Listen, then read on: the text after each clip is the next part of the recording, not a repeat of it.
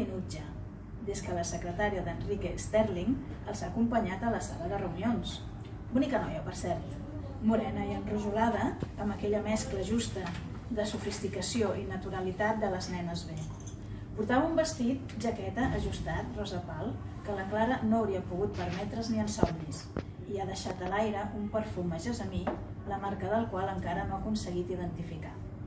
Mira cap a baix, a la seva esquerra, i observa la piscina i les gandules buides de l'hotel AC, 5 estrelles. Una mica més lluny es troba el gratacel de l'hotel Princess i el seu famós spa de luxe a la planta 13. Des de la seva posició no pot veure-ho, però sap que a la dreta es troba el Hilton, amb els xeics àrabs de blanques gelabes i els potentats xinesos de negre impecable. L'Sterling Hotel Barcelona no té motius per envejar-los. Fusta noble a totes les plantes, excepte a les 3 del soterrani, reservades al servei, esclar. Un dels xefs més prestigiosos del país, la cocteleria amb més glamour de la ciutat, obres d'art a les suites i un spa balinès amb preus d'espant. A gira en Rodon, que segueix assegut a l'ampli sofà de cuir negre, donant copets amb els sartells a la tauleta de plàstic, blanc i disseny avantguardista.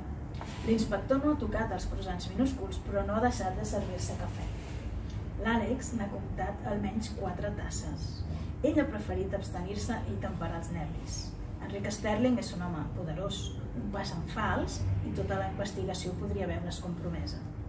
5 minuts i 32 copets. Sobre la taula, després, la paciència de l'Àlex s'acaba. Sergi, Què? que t'estiguis quiet. En Rodon deixa de donar copets a la tauleta. Consulta el rellotge, esbufega, agafa les celles i rondina. Has vist quina hora és? Ella somriu irònica. Sí, els Sterling comparteixen certa arrogant impuntualitat. En Rodon arqueja les celles. No fotis. Et fa gràcia? Ella s'encongeix d'espatlles. Podria ser pitjor.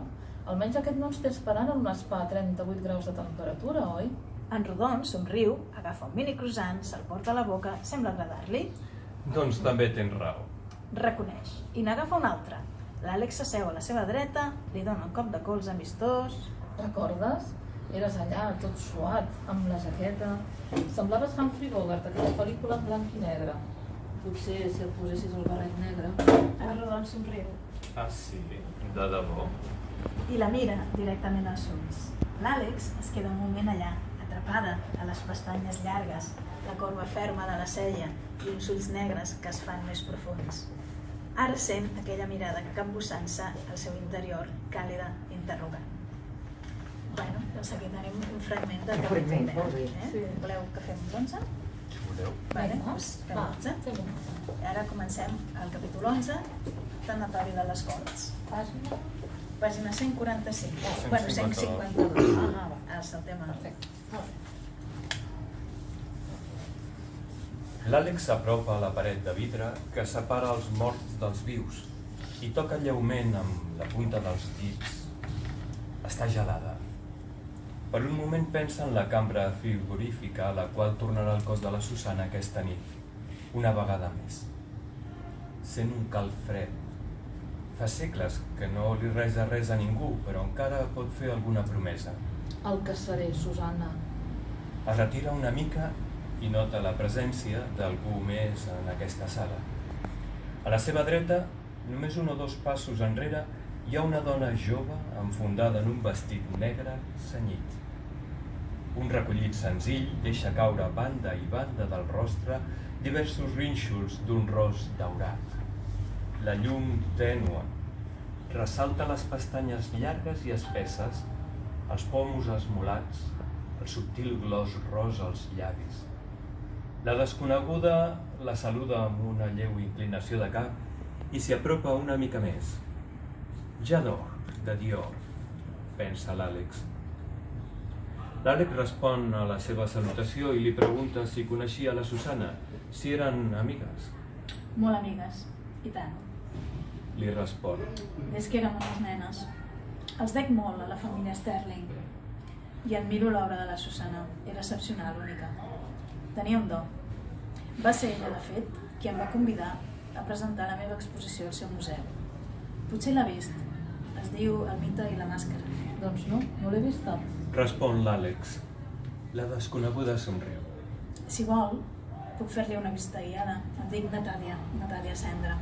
Li passa una targeta blanca amb un rastre de pintura blava. L'Àlex li agafa la targeta i llegeix en els ulls de la Natàlia una oculta complicitat, una invitació que va més enllà de les paraules i per un moment es deixa agombolar per un vertigen que feia temps que no sentia. Una invasió subtil i alhora poderosa que la travessa des de l'arrel del cabell fins als talons. Li mira les mans, fines, amb dits de pianista i dos anells d'or delicats i elegants. Discretament, els ulls de la detectiu llisquen amunt pel braç d'aquesta dona ja no tan desconeguda fins a la turgència del pit generós, emmarcat per l'escot quadrat. Sense collaret ni més ornament que la llisor de la pell jove i elàstica. La Natàlia somriu, sens dubte conscient de l'efecte sobre la detectiu. S'acomiada i l'Àlex encara roman un moment dins de la sala de vetlla.